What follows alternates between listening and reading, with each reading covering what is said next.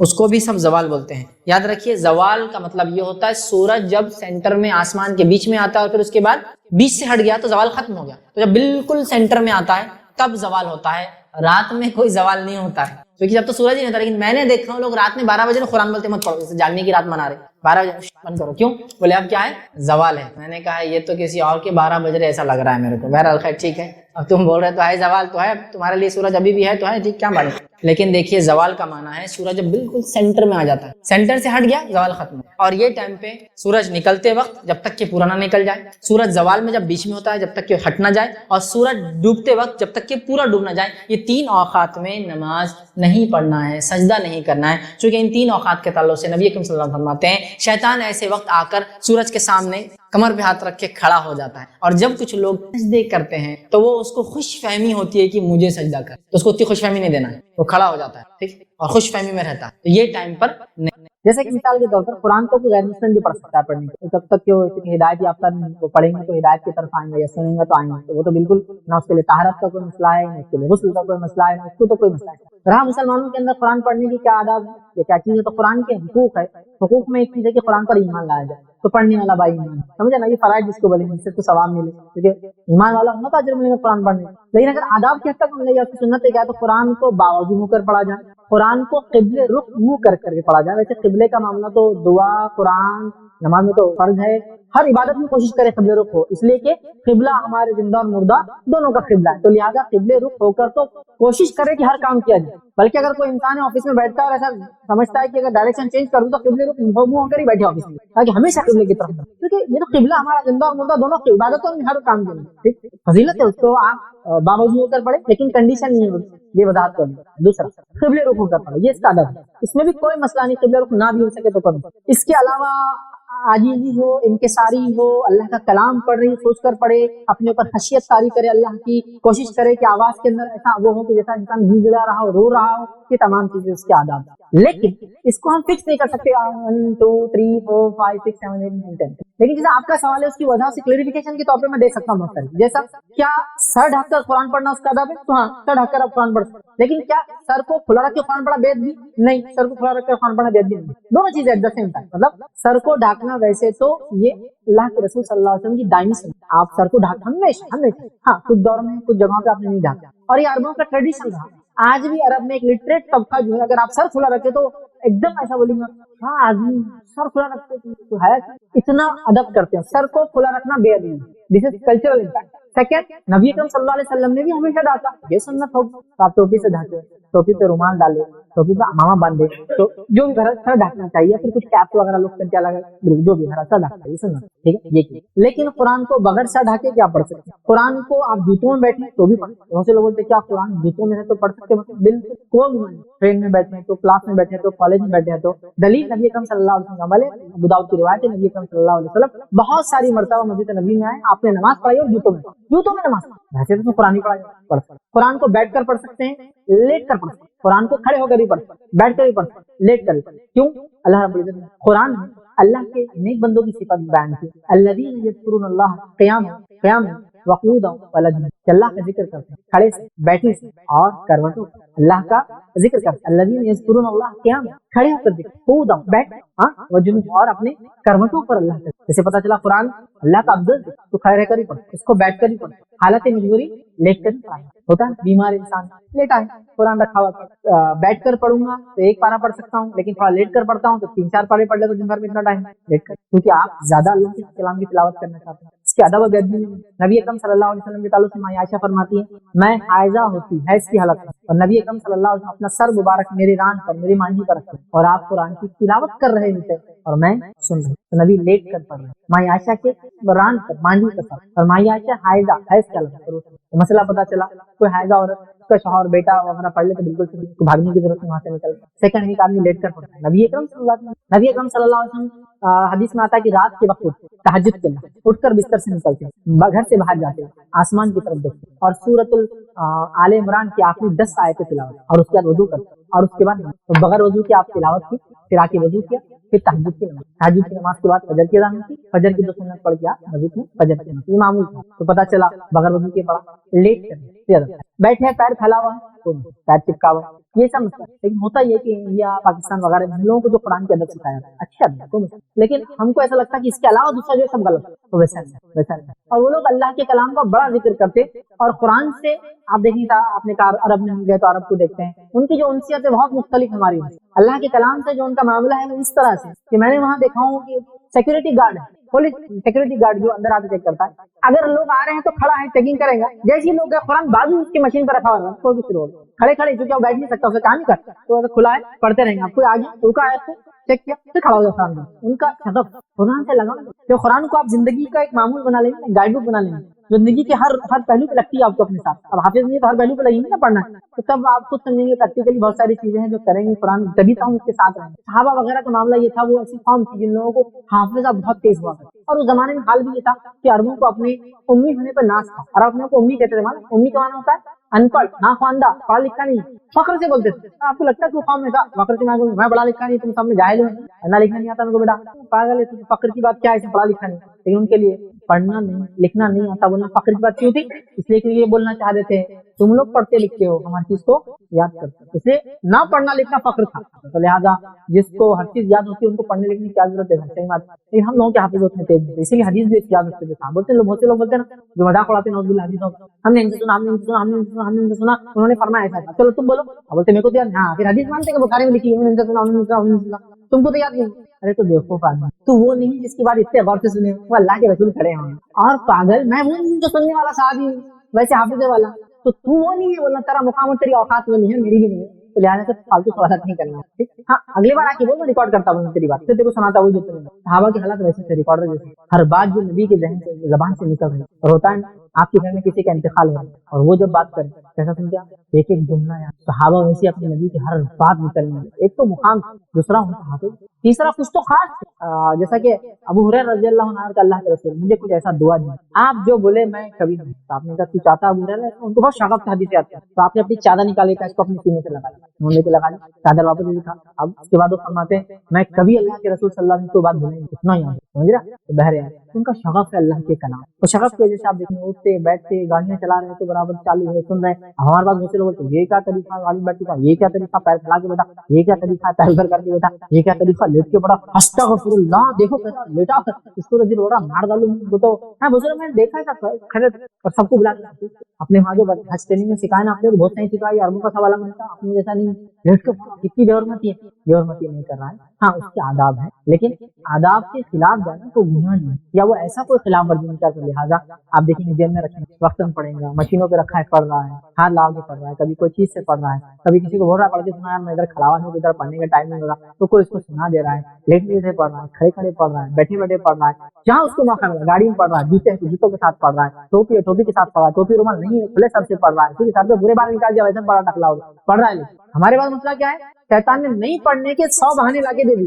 ایک صاحب مجھے بولنے لگے ہمارے گھر میں قرآن نہیں پڑھے، بہت برکت کم نہیں پڑھتے، بولا شاید بھول جا رہے نہیں، بولے جانماز دھلی بھی نہیں، جانماز دھوئیں گے تو پڑھیں گے قرآن، جانماز دھونے کیا ٹائم لگتا نہیں، پرابلم نہیں ہے، بولے جانماز دھونے گڈھا کرنا پڑتا، بولے اس کا پانی تھوڑی نالی میں ڈال سکتے، تو اس لیے دھل رہے نہیں، بولے ابھی گڈھا کریں گے کہ جانماز تو بچا پانی اس میں ڈالنا پڑتا نا، جیسے نماز پڑھتے ہیں، تو انڈیا پاکستان میں 100 بہانے نہیں پڑھنے کے قرآن میں، ٹھیک، وہ لوگوں نے 100 بہانے بنا لیے اپنی پڑھنے، ٹھیک، ہاں لیکن اگر اس کی مصحف قرآن کی آپ کے پاس، جہاں تک حافظے کا معاملہ کسی بھی حالت میں پڑھو، مصحف کا اپنا ایک احترام، اس کا ایک مقام، اس کے لیے کوشش کرے انسان کہ اس کو کہیں بھی پھینکنا، کہیں بھی رکھنا، کہیں بھی چھوڑ دینا، یقیناً یہ احترام ہے۔ مصحف فزیکل فارم میں جب کاپی آ جائے اس معاملے میں احتیاط کی، نبی اکرم صلی اللہ علیہ وسلم پڑھ رہے تھے لیکن آپ کے مصحف نہیں تھی تب، تو آپ لیٹ کرتے، لیکن آپ کے مصحف تو لیٹ کے، لیکن احترام یہ نہیں کہ آپ مصحف پڑھ رہے تو یہاں چھوڑ دیے، گر جا رہی، کوئی چل جا رہا، یا مصحف کو زمین پر رکھ کے آپ چلے گئے، کوئی آ جا رہا، کسی کا پیر لگنے کا ڈر ہے، یا آج کل ایک نیا تماشا بھی میں نے دیکھا ہوں انٹرنیٹ کے اوپر، بلی کو چلا رہے قرآن کے اطراف، بولے قرآن پہ پیر نہیں رکھ کے آس پاس چلتی، ارے دیکھو گدھو، بلی سے تم کیا قرآن کا موزہ لگا رہے، تم پڑھو اس پر عمل کرو، وہ ہے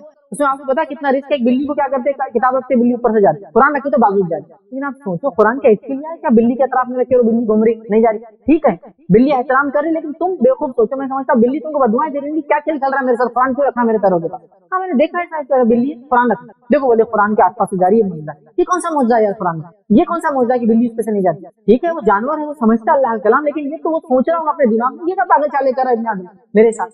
جو ملتا ہے قرآن مجید وہ کتاب ہے جو منکر اور نکیر کے سوالات کے جواب دلائیں گی.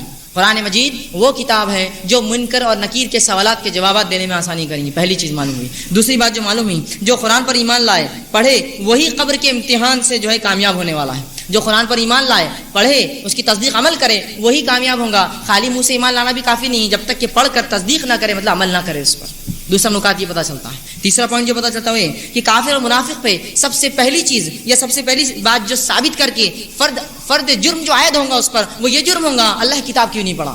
جو پہلا جرم اس پہ عائد کیا جائے گا وہ ہے اللہ کی کتاب کیوں نہیں پڑھا، کیوں تصدیق نہیں کی اس کی. اور چوتھی بات جو معلوم ہوتی ہے کہ قرآن کو نہ پڑھنے والوں کو، نہ سمجھنے والوں کو سر پر مارا جا رہا ہے. وہ اس لیے کہ دماغ مرکز ہے سمجھ کا، تم نے اس مرکز کو استعمال نہیں کیا اللہ کی کتاب کے لیے. دنیا کے اس میں تو بڑے ہوشیار بنتے تھے، بڑے چالاک اور چتر بنتے تھے، لیکن اللہ کی کتاب کا جب معاملہ آیا معصومیت اختیار کر لی. یہ ہمارا کام نہیں ہے، وہ لوگ کر رہے ہیں، ہم ان کے پیچھے صرف چل رہے ہیں. یہ کتاب اس لیے دی گئی تھی، یہ کتاب اس لیے دی گئی تھی کہ لوگ یہ کہیں. اور اتنی غلط فہمیاں اس کتاب کے تعلق سے، میں افسوس کے ساتھ کہہ رہا ہوں، جتنی غلط فہمیاں اللہ کی کتاب کے تعلق سے آج پھیلائی گئی ہیں اس کی کوئی انتہا نہیں ہے. اس حد تک غلط فہمیاں پھیلائی گئی ہے کہ قرآن پڑھنے سے لوگ گمراہ ہو جاتے ہیں. سبحان اللہ سبحان اللہ.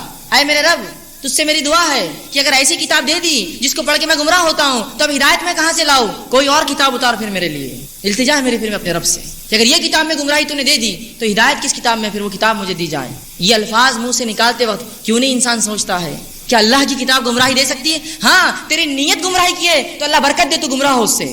میری نیت اس کتاب سے ہدایت کی خالص صرف. ارے اس کتاب نے تو اس جاہل قوم کو لوگوں کے لیے جو ہے مینار بنا دیا، لوگوں کے لیے روشن چراغ بنا دیا، چمکتے ہوئے ستارے بنا دیے. جن لوگوں کو دنیا میں سب سے گھٹیا اور ذلیل سمجھا جاتا تھا، جو جہالت کے اندر سب سے نچلے تھے، اس قوم میں ایک نبی آتا ہے، اسی کے اندر سے وہ کتاب لا کر ان پہ خرد اور پڑھتا ہے اور وہ قوم اس پر ایمان لاتی ہے، دنیا کے لیے روشن چراغ بن جاتی ہے. جو سب سے جاہل اور بدتر قوم تھی، سوال یہ ہے اگر سب سے جاہل قوم اس کتاب کو پڑھ کر ایمان لا کر اس پہ عمل کر کے دنیا میں مثال بن سکتی ہے، میں ایک مسلمان گھر میں پیدا ہو کے اس کو پڑھ کے کیسے گمراہ ہوتا ہوں؟ سوال یہ ہے میرا، سوال یہ ہے کہ میں مسلمان گھر میں پیدا ہو کر اگر اس کتاب کو پڑھ کے گمراہ ہوتا ہوں تو سوال یہ وہ کیسے ہدایت یافتہ ہو اس کتاب کو پڑھ کر جو سب سے گمراہ تھے دنیا میں. اور اللہ کے رسول صلی اللہ علیہ وسلم ایک امی جاہل ان پڑھ قوم میں بھیجے گئے. سوال یہ تھا اگر یہ کتاب صرف ان کے لیے تھی کہ جو پڑھے لکھے سمجھ سکے تو اللہ نے پھر اللہ کے رسول کو پڑھے لکھوں میں بھیجتا، ان جاہل قوم میں کیوں بھیجا؟ نمونہ دے دیا کہ قرآن کا نمونہ دے دیا کہ سب سے جاہل قوم بھی اگر اس کو تھام لے تو وہ روشن چراغ اور مینار بن سکتی ہے لوگوں کے لیے ہدایت کے. تو مسلمانوں اس کو تھامو، اس پر عمل کرو. اس میں وہ انقلاب ہے، اس کتاب میں وہ ہدایت ہے، وہ رہنمائی ہے جو دنیا اور آخرت میں کامیابی کرتی ہے. واقعات ہم سنتے ہیں، حالات ہم سن رہے ہیں. ایک غیر مسلم تھا، قرآن پڑھا ہدایت پر آ گیا. سوال یہ ہے ایک غیر مسلم قرآن پڑھے ہدایت پر آئے، ایک مسلمان قرآن پڑھے گمراہ ہو جا رہا ہے. کیسی بات ہے یہ کچھ عقل میں سما نہیں رہی ہے. ایک یہودی نے قرآن پڑھا اسلام لا لیا. سوال یہ کہ یہودی قرآن پڑھ کے کٹر یہودی بن جانا تھا اس لیے کہ گمراہ ہونا تھا، وہ کیسے ہدایت پر آ رہا ہے اور میں پڑھوں تو میں گمراہ ہو جاؤں؟ بڑی عجیب بات ہے. رب العزت نے اس کتاب کے تعلق سے تو اعلان کر دیا وَلَقَدْ يَسَّرْنَا الْقُرْآنَ لِلذِّكْرِ فَهَلْ مِن مُدَّكِرٍ. میں نے اس کتاب کو آسان کر دیا سمجھنے کے لیے، پڑھنے کے لیے، یاد کرنے کے لیے، عمل کے لیے. فَهَلْ مِن مُدَّكِرٍ. تو ہے تم میں سے کوئی جو اس سے ہدایت حاصل کر لے؟ 4 بار سورہ قمر کے اندر یہ اعلان کیا گیا وَلَقَدْ يَسَّرْنَا الْقُرْآنَ. یسرنا القرآن قاعدے کو بولتے ہیں ہماری زبان میں آسان قرآن. یسرنا القرآن للذکر، عمل کے لیے، ذکر کے لیے، یاد دہانی کے لیے، ریمائنڈر بنا کر بھیجا ہے. فہل میں مدکر ہے کوئی اس سے فائدہ اٹھانے والا؟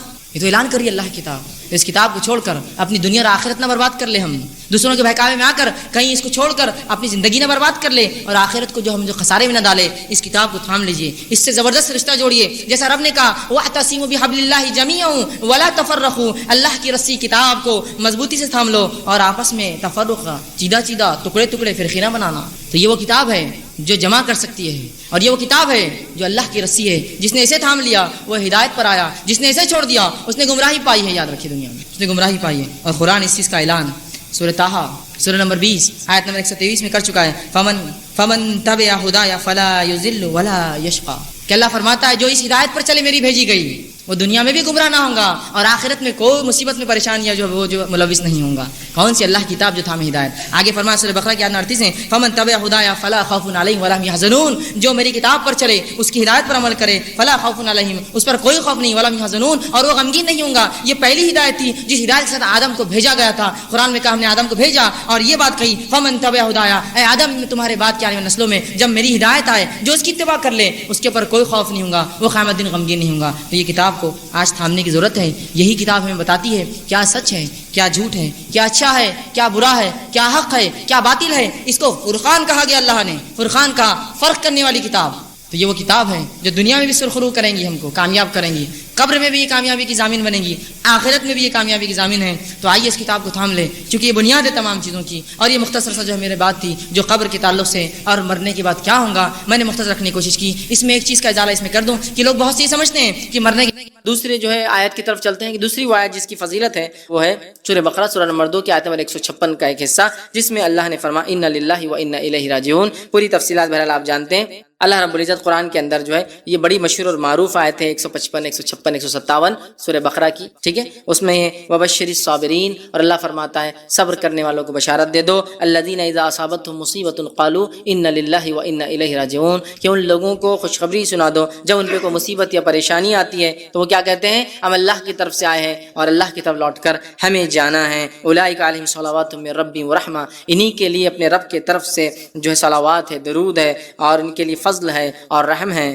واولئک هم المهتدون، اور یہی لوگ ہدایت یافتہ ہیں۔ تو ان للہ و انا الیہ راجعون کی بڑی بڑی فضیلت ہے۔ یہ ہر چیز کے گمنے پر، ہر چیز کے کھونے پر، کسی چیز کے چلے جانے پر، کسی چیز کے نہ ملنے پر، ایسی چیز جس سے انسان کو ایسا نقصان ہو، کسی نقصان کے لیے یہ تمام چیزوں کے لیے پڑھی جاتی ہے۔ یہ کوئی پرٹیکولر دعا نہیں کہ کوئی مر جائے تو اس کو پڑھا جائے، اس لیے کہ ہوتا ہے ہمارے پاس، ہمارے ہندوستان کے ماحول میں ہم دیکھتے ہیں علم کی کمی کی بنیاد پر لوگ صرف کوئی مرتا ہے تو یہ جملہ پڑھتے ہیں انا للہ و انا الیہ راجعون، اس کے علاوہ یہ جملہ کبھی پڑھا نہیں جاتا ہے نا۔ اور اگر کوئی بولے کہ وہ صاحب بیمار ہو گئے اور بولے انا للہ و انا الیہ راجعون تو بولتے پاگل ہو گئے کیا، مرا تھوڑی ابھی وہ زندہ ہے، تم تو یار ابھی سے وہ کر رہے، تم تو وارث بھی نہیں ہے، تم کو کیا فائدہ ہو رہا اس کے مرنے سے۔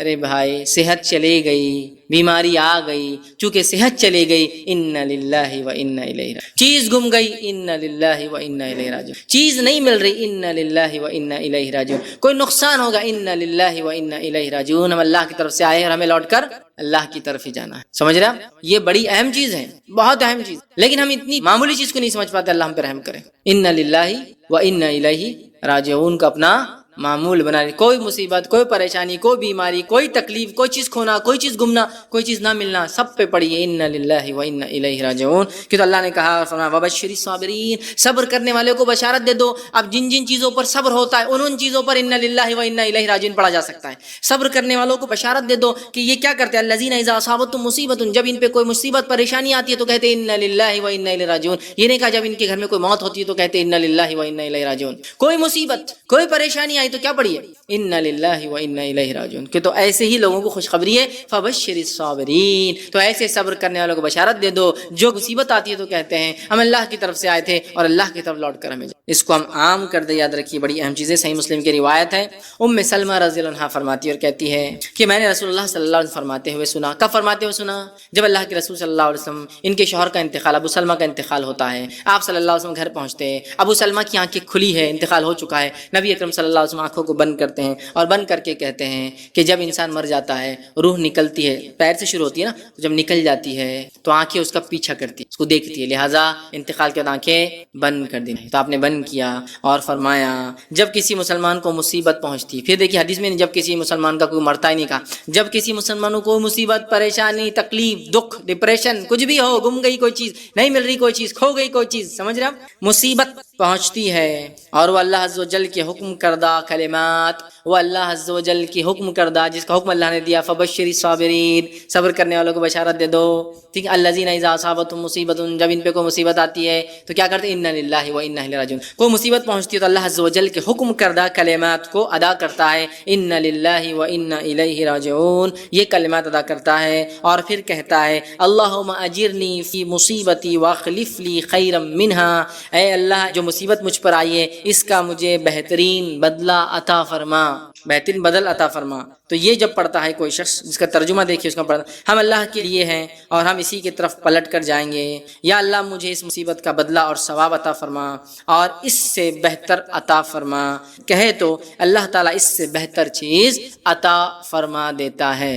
جب کوئی مصیبت ہو جائے اور کوئی کہے انا للہ و انا الیہ راجعون تو اللہ تعالیٰ کوئی بہتر چیز اسے عطا کر دیتا ہے۔ سمجھ رہے بات کو؟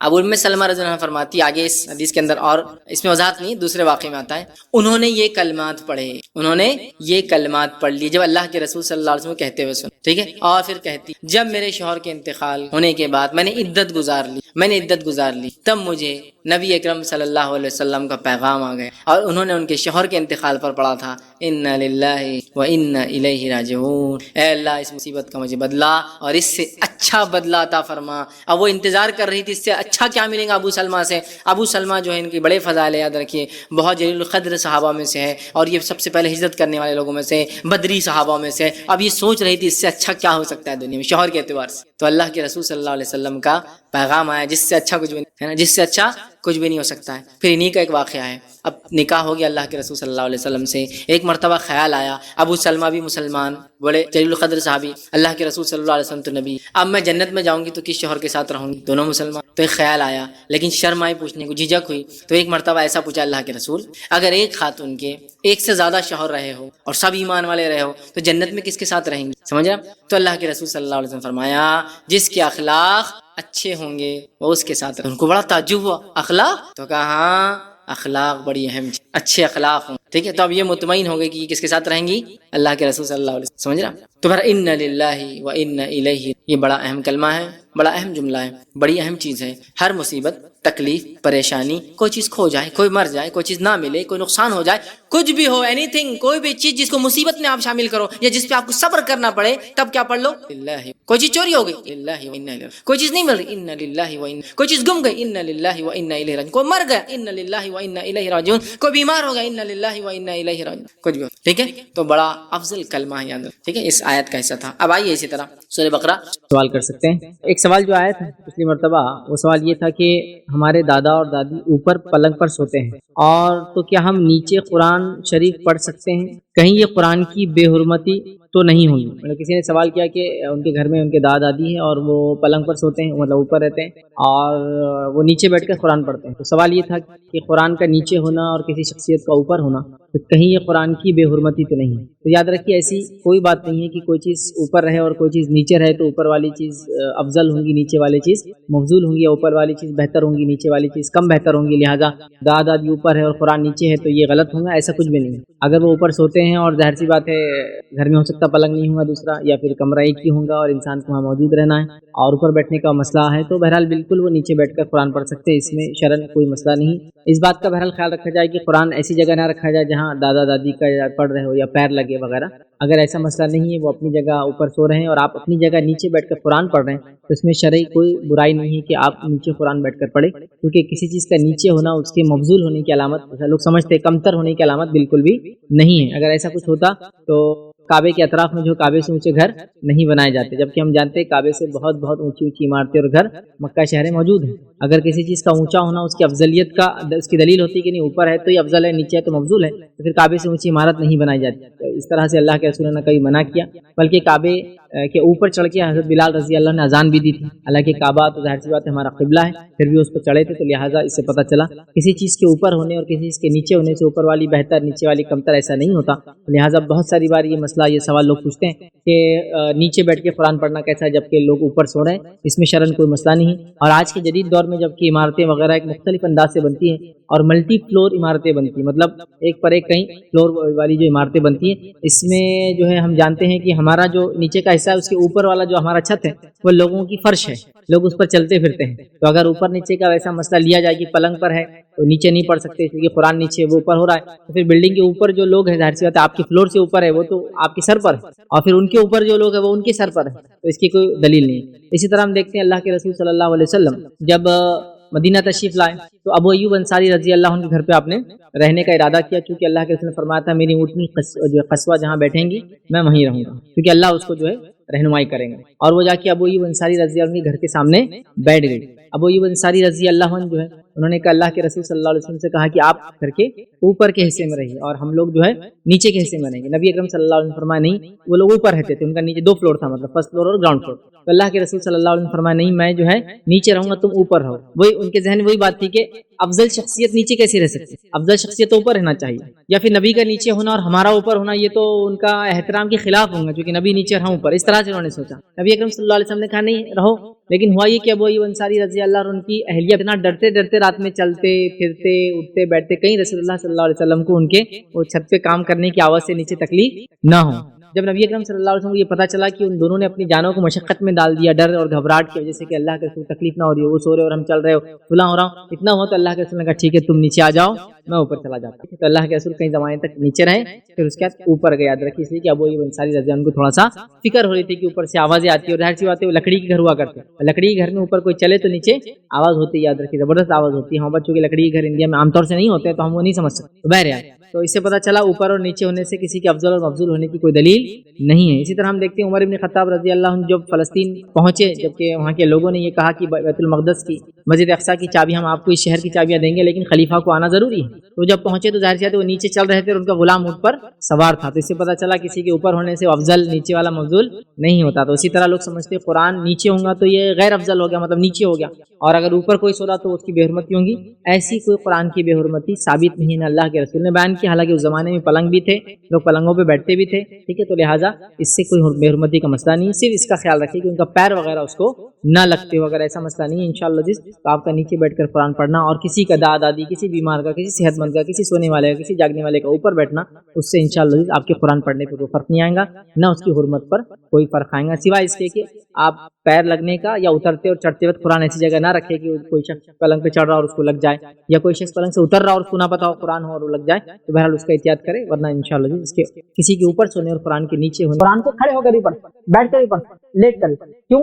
اللہ رب العزت نے قرآن اللہ کے نیک بندوں کی صفت بیان کی. الذین یذکرون اللہ قیاما وقعودا وعلی جنوبہم، اللہ کا ذکر کرتے ہیں کھڑے سے، بیٹھے سے اور کروٹوں پر. اللہ کا ذکر کرتے ہیں الذین یذکرون اللہ قیاما، کھڑے ہو کر ذکر، قعودا بیٹھ، وجنوبا اور اپنے کروٹوں پر اللہ کا. جیسے پتہ چلا قرآن اللہ کا افضل تو کھڑے رہ کر ہی پڑھ، اس کو بیٹھ کر ہی پڑھ. حالت مجبوری لیٹ کر ہی پڑھیں. ہوتا ہے بیمار انسان لیٹا ہے قرآن رکھا ہوا، بیٹھ کر پڑھوں گا تو ایک پارا پڑھ سکتا ہوں لیکن تھوڑا لیٹ کر پڑھتا ہوں تو 3-4 پارے پڑھ لے تو دن بھر میں اتنا ٹائم لیٹ کر، کیونکہ آپ زیادہ اللہ کے کلام کی تلاوت کرنا چاہتے ہیں. اس کے ادب و ادب میں نبی اکرم صلی اللہ علیہ وسلم کے تعلق سے ماں عائشہ فرماتی ہے میں حائضہ ہوتی حیض کی حالت میں اور نبی اکرم صلی اللہ علیہ وسلم اپنا سر مبارک میری ران پر میری مانجی پر رکھتے اور آپ قرآن کی تلاوت کر رہے ہوتے اور میں سن رہا. تو نبی لیٹ کر پڑھ رہے ماں عائشہ کے ران پر مانجی پر اور ماں عائشہ حائضہ حیض کی حالت میں. مسئلہ پتہ چلا کوئی حائضہ عورت اس کا شوہر بیٹا وغیرہ پڑھ لے تو بالکل اس کو بھاگنے کی ضرورت نہیں، وہاں سے نکل. سیکنڈ ایک آدمی لیٹ کر پڑھتا ہے. نبی اکرم صلی اللہ علیہ وسلم حدیث میں آتا ہے کہ رات کے وقت